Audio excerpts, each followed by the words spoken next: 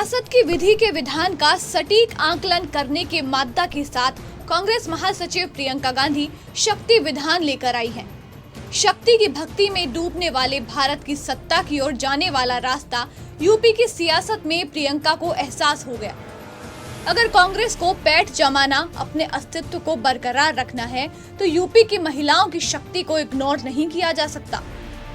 इसलिए अपनी सियासत के ट्रैक में महिलाओं की संप्रभुता को ही अपनी रणनीति का हिस्सा बना लिया। प्रियंका के लिए महिलाएं वो हैं जिसमें सब्र का पूरा संसार है। वो जूझती है, संघर्ष करती है, लड़ती है, आगे बढ़ती है और अपनी भावनाओं, अपने विचारों से साबित करती है, जीत कर दिखाती है। 2022 के महासंग्राम को जीतने के लिए प्रियंका आज महिलाओं के शक्ति संसार में एंट्री कर गई हैं। कांग्रेस की ओर से अलग घोषणा पत्र लेकर आई है। कांग्रेस ने इस घोषणा पत्र का नाम शक्ति विधान रखा है, जिसमें 12वीं में पढ़ने वाली प्रत्येक छात्रा को स्मार्टफोन और ग्रेजुएशन कर रही लड़कियों को फ्री स्कूटी देने जैसे कई बड़े वादे किए गए। जो शैक्षिक सशक्तिकरण है, उसके लिए हम कुछ कदम उठाना चाहते हैं। जैसे मैंने पहले भी कहा अपने भाषणों में, 10+2 में प्रत्येक लड़कियों के लिए स्मार्टफोन दिया जाएगा। आज स्मार्टफोन शिक्षा का माध्यम बन गया है और सुरक्षा का माध्यम भी है। इसी तरह से स्नातक में जो नामांकित प्रत्येक लड़कियों को स्कूटी मिलेगी। राज्य भर में वीरांगनाओं के नाम पर 75 दक्षता विद्यालय शुरू किए जाएंगे। ये हर जिले में होंगे। इसमें महिलाओं को दक्षता के लिए प्रशिक्षण और तरह तरह की ऐसी चीज़ें सिखाई जाएंगी जिससे वे सशक्त बन पाएं। महिलाओं पर केंद्रित विशेष रोजगार की एक्सचेंज बनाई जाएगी। राज्य भर में महिलाओं द्वारा प्रबंधित और संचालित संध्या विद्यालय भी होंगे।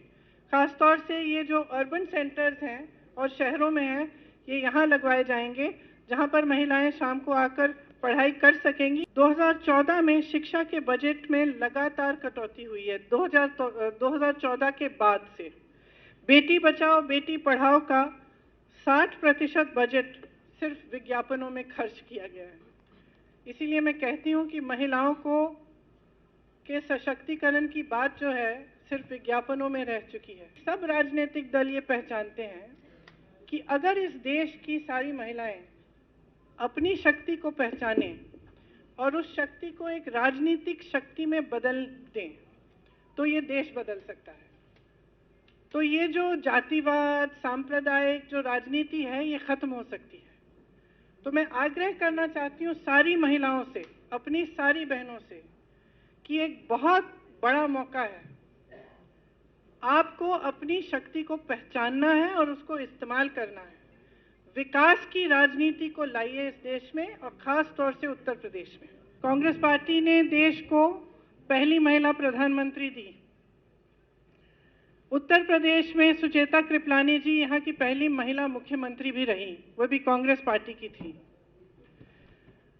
हमारे देश में महिला प्रधानमंत्री तब बनी जब दूसरे विदेश में और पूरे दुनिया भर में बहुत कम महिलाओं की राजनीति में उस स्तर पर भागीदारी होती थी। आज जाकर अमेरिका में एक महिला वाइस प्रेसिडेंट पहली बार बनी है कुछ सालों पहले, और हमारे देश में एक महिला प्रधानमंत्री बहुत समय पहले बनी थी। आपको शायद मालूम होगा कि उत्तर प्रदेश में कामकाजी महिलाओं की भागीदारी अब 9.4% है, 9.4%। हमने इसमें घोषणा पत्र में ये घोषणा की है कि नए सरकारी पदों में आरक्षण प्रावधानों के अनुसार 40% महिलाओं को नियुक्ति होगी। इसका मतलब है कि जो हमने घोषणा की कि हम 20 लाख रोजगार दिलवाएंगे, उसमें से 8 लाख रोजगार महिलाओं के लिए होंगे। 50% तक महिलाओं को नौकरी देने वाले व्यवसायों को कर में छूट और सहायता मिलेगी। महिलाओं द्वारा संचालित छोटे व्यवसायों को सस्ता ऋणों और टैक्स रिफंड हेतु फंड मिलेंगे। कामकाजी महिलाओं के लिए 25 शहरों में सुरक्षित और नवीनतम सुविधाओं वाले छात्रावास बनाए जाएंगे उनके लिए। ग्रामीण और कुटीर क्षेत्र में महिलाओं का सशक्तिकरण होना चाहिए। उसके लिए आंगनबाड़ी कार्यकर्ताओं और आशा बहुओं के लिए 10,000 रुपये का न्यूनतम मानदेय मिलेगा। सहायता समूह को 4% इंटरेस्ट रेट पर ऋण। मनरेगा में महिलाओं को प्राथमिकता। 40% कार्यों में आरक्षण मिलेगा। राज्य में राशन की 50% दुकानों का प्रबंध और संचालन महिलाओं द्वारा किया जाएगा। सुरक्षा के लिए मुझे कहने की ज़रूरत ही नहीं है, शायद सबको मालूम है कि उत्तर प्रदेश में महिलाओं की सुरक्षा की क्या हालात है। एक दिन नहीं बीतता, हर रोज़ कोई ना कोई आके कहता है कि मेरे साथ ये हुआ है। न प्रशासन से मदद मिल रही है, न पुलिस से मिल रही है। और अधिकतर केसेस में हमने देखा है कि प्रशासन और पुलिस मदद अपराधियों की करती है। तो हमने बार बार ये देखा है।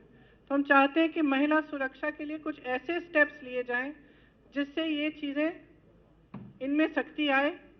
उसके लिए पुलिस बल में 25% महिलाओं को नौकरियां देने का हमने घोषणा की है और हर थाने में महिला कांस्टेबल होनी चाहिए। बलात्कार जैसे अपराध की शिकायत के 10 दिन में यदि अत्याचार अधिनियम की धारा 4 का पालन न हो तो अधिकारी के निलंबन का एक कानून बनाएं। प्रियंका के घोषणा पत्र में महिलाओं से वादा है। राजनीति में 40% महिलाओं को हिस्सेदारी मिलेगी। 20 लाख में से 8 लाख महिलाओं को सरकारी नौकरी देंगे। 5 लाख तक का व्यवसाय करने वाली महिलाओं को टैक्स में छूट मिलेगी। आंगनबाड़ी और आशा बहुओं को 10,000 रुपए प्रतिमाह मानदेय होंगे। 50% राशन की दुकानों का प्रबंध महिलाओं को भी मिलेगा। 10+2 छात्राओं को स्मार्टफोन दिया जाएगा और स्नातक में पढ़ने वाली छात्राओं को फ्री स्कूटी दी जाएगी। प्रियंका की घोषणा वाली पोटली में महिलाओं के लिए बहुत कुछ है। ऐसे में सवाल उठता है, जिसे प्रियंका समेत कांग्रेस अपनी राजनीति के लिए मास्टर स्ट्रोक मान रही है, क्या इसका यूपी की राजनीति पर प्रभाव पड़ेगा? बहरहाल कांग्रेस ने अपने घोषणा पत्र में जिस तरीके से महिलाओं को तवज्जो दिया है, उससे भले ही कांग्रेस को तत्कालिक फायदा हो या ना हो, लेकिन भारत की राजनीति पर दूरगामी प्रभाव पड़ेगा ही। चलिए अब जान लेते हैं। न्यूज़ डेस्क समाचार प्लस।